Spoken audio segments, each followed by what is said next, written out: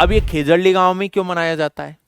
ऐसा क्या घटनाक्रम हुआ था कि हम खेजड़ली गांव में ही इस वृक्ष मेले को मनाते हैं, वृक्ष महोत्सव को मनाते हैं?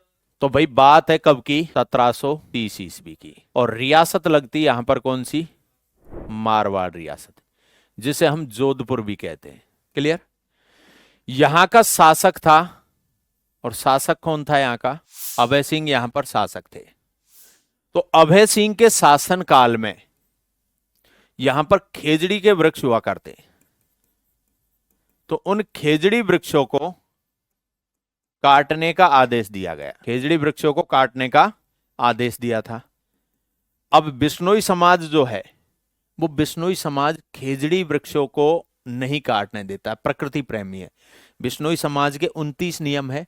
उन 29 नियमों के अंतर्गत उनका एक नियम यह भी है कि वो प्रकृति की रक्षा करेंगे, और विशेषकर खेजड़ी वृक्ष जो है, खेजड़ी वृक्ष की, क्योंकि खेजड़ी वृक्ष को वो आराध्य वृक्ष के रूप में मानते हैं।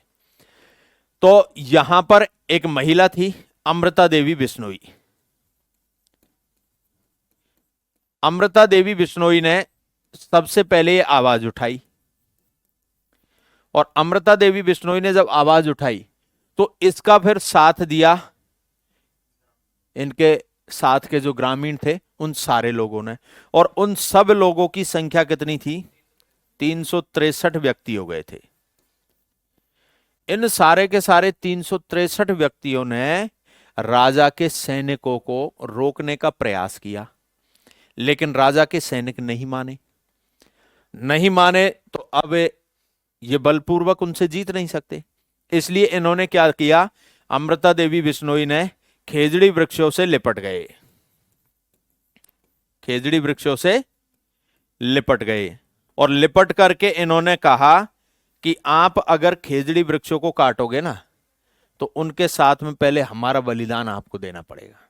अब राजा के सैनिक इतने अंधे हो गए मानो, कि उन्होंने इन 363 व्यक्तियों को, जिनमें महिला भी थी, पुरुष भी थे, बच्चे भी थे, इन सबको इन पेड़ों के साथ में काट दिया, इनकी हत्या कर दी। और वो ही इतिहास के अंतर्गत खेजड़ली हत्याकांड के रूप में दर्ज हो गया। और इन्हीं की स्मृति में, अमृता देवी बिश्नोई और इनके 363 व्यक्तियों के स्मृति में यहां पर खेजड़ली महोत्सव का आयोजन किया जाता है।